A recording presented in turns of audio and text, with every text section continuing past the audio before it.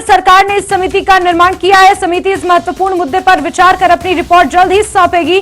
तो आपको बता दें कि वन नेशन वन इलेक्शन की तरफ सरकार आगे बढ़ रही है। इसी के मद्देनजर एक समिति का गठन किया गया है। पूर्व राष्ट्रपति रामनाथ कोविंद की अध्यक्षता में इस समिति का गठन किया गया है। भारत सरकार ने यह समिति का गठन किया है, जिसकी अध्यक्षता पूर्व राष्ट्रपति रामनाथ कोविंद करेंगे और इस मुद्दे पर विचार विमर्श किया जाएगा और फिर यह समिति सरकार को अपनी रिपोर्ट सौंपेगी। तो बड़ा कदम यहां पर केंद्र सरकार ने उठाया है, जहां एक देश एक चुनाव पर बड़ा कदम लिया है, बड़ा एक्शन उठाया है। वन नेशन वन इलेक्शन समिति का गठन किया है। तमाम पहलुओं पर यह समिति विचार करेगी, विमर्श किया जाएगा इस पूरे मुद्दे पर और फिर अपनी रिपोर्ट सरकार के सामने रखेगी। इस वन नेशन वन इलेक्शन समिति का गठन पूर्व राष्ट्रपति रामनाथ कोविंद की अध्यक्षता में किया गया है। वो इस समिति की अध्यक्षता करेंगे और फिर इस मुद्दे पर तमाम पहलुओं पर चिंतन मंथन होगा। उसके बाद यह समिति सरकार को अपनी रिपोर्ट सौंपेगी।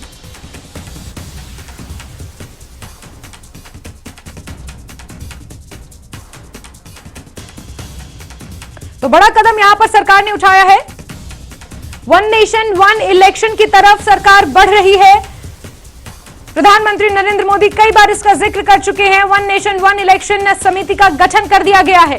पूर्व राष्ट्रपति रामनाथ कोविंद इस समिति की अध्यक्षता करेंगे और उसके बाद यह समिति तमाम पहलुओं पर विचार विमर्श कर हर एक पहलू को समझेगी और फिर इस पर सरकार के समक्ष रिपोर्ट सौंपेगी। तो बड़ी खबर आपको बता दें कि वन नेशन वन इलेक्शन की तरफ सरकार ने यह बड़ा कदम उठाया है। अनूप गुप्ता हमारे सहयोगी ज्यादा जानकारियों के साथ फोन लाइन पर दिल्ली से जुड़ गए हैं। अनूप, यहां पर बड़ा कदम सरकार ने उठाया है और वन नेशन वन इलेक्शन जिसका जिक्र प्रधानमंत्री नरेंद्र मोदी कई बार कर चुके हैं, उसकी तरफ एक कदम आगे सरकार बढ़ती हुई नजर आ रही है। अनूप, बिल्कुल, देखिए, भारत सरकार का एक बड़ा फैसला है और केंद्र सरकार ने इस फैसले पर समझिए कि एक तरह से अमल करना शुरू कर दिया है। भारत सरकार ने एक कमेटी का गठन कर दिया है। सबसे बड़ी बात ये कह सकते हैं कि ये जो कमेटी है वो रामनाथ कोविंद यानी कि पूर्व राष्ट्रपति रामनाथ कोविंद की अध्यक्षता में गठित की गई है। देखिए, इसके सदस्य कौन होंगे इस पर तो नोटिफिकेशन जारी होगा केंद्र सरकार का थोड़ी देर के बाद, तब सामने आ जाएगा। लेकिन अपने आप में महत्वपूर्ण है, भारत सरकार की यह प्रतिबद्धता बताती है कि किस तरीके से वन नेशन वन इलेक्शन देश में हो, इसको लेकर केंद्र सरकार पूरी तरह से प्रतिबद्ध है। देखिए, पहले ही कार्यकाल में प्रधानमंत्री नरेंद्र मोदी ने इस बात का जिक्र किया था देश के सामने कि देश में वन नेशन वन इलेक्शन होने चाहिए, लेकिन उस पर बहुत बातें आगे नहीं बढ़ पाई थी। उसके बाद आज जिस तरीके से कमेटी का गठन किया गया है, इससे ये साबित हो गया कि केंद्र सरकार और खास तौर पे प्रधानमंत्री नरेंद्र मोदी इस बात को लेकर काफी गंभीर हैं।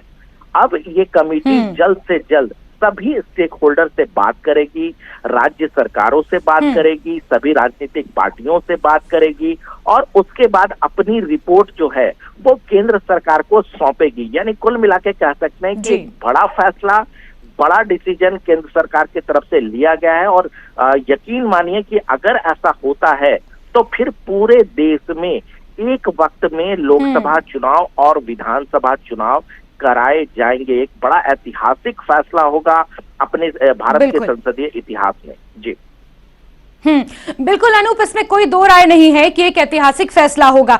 साथ ही सवाल ये भी उठ रहे हैं क्यों हाल ही में एक खबर निकल कर आई थी कि जहां 18 सितंबर से 22 सितंबर तक संसद का एक विशेष सत्र बुलाया गया है। इस सत्र का एजेंडा क्या है वो अभी तक क्लियर नहीं हो पाया है, लेकिन ऐसे समय में वन नेशन वन इलेक्शन का भी जहां पर जिक्र हो रहा है और फिर वहां पर यह बताया जाएगा, एक आधिकारिक सूचना घोषित निकाली जाएगी कि इस समिति के कौन कौन सदस्य होंगे और ऐसे में संसद के इस स्पेशल सत्र को बुलाना कहीं ना कहीं इन दोनों चीजों को जोड़कर भी देखा जा रहा है। अनूप, देखिए, बिल्कुल जोड़ के देखा जाना चाहिए क्योंकि देखिए, कल जब प्रहलाद जोशी जो कि संसदीय कार्य मंत्री हैं, उन्होंने जब इसकी घोषणा की कि स्पेशल सेशन बुलाया जा रहा था, तब से ही कयास ये लगाए जा रहे हैं कि इस स्पेशल सेशन में आखिर होगा क्या। कई तरह के कयास लगाए गए जिसमें ये भी कहा गया कि चूंकि G20 की बैठक जो है खत्म होगी तो उस पर शायद चर्चा की जा सकती है, लेकिन जिस तरीके से आज केंद्र सरकार की तरफ से ये घोषणा कर दी गई है कि एक कमेटी का गठन किया जा रहा है, तो इससे ये कयास लगाया जा रहा है कि संभावना है कि ये जो स्पेशल सेशन बुलाया जाएगा इस पर भी चर्चा की जा सकती है और इसको लेकर के एक आम सहमति बनाने की कोशिश की जा सकती है। क्योंकि देखिए अभी वक्त है और ऐसे में रामनाथ कोविंद जो जिनकी अध्यक्षता में ये कमेटी का गठन किया गया है वो शायद उस वक्त तक कुछ रिपोर्ट अपनी साझा कर दें केंद्र सरकार से। तो तमाम चीजें हैं, अभी देखिए नोटिफिकेशन का इंतजार है जिसमें सारी बातें सामने आएगी, उसके बाद ही ये पता चल पाएगा कि आखिर इस मुद्दे पर क्या क्या बातें जो है वो सरकार की तरफ से की जा रही है।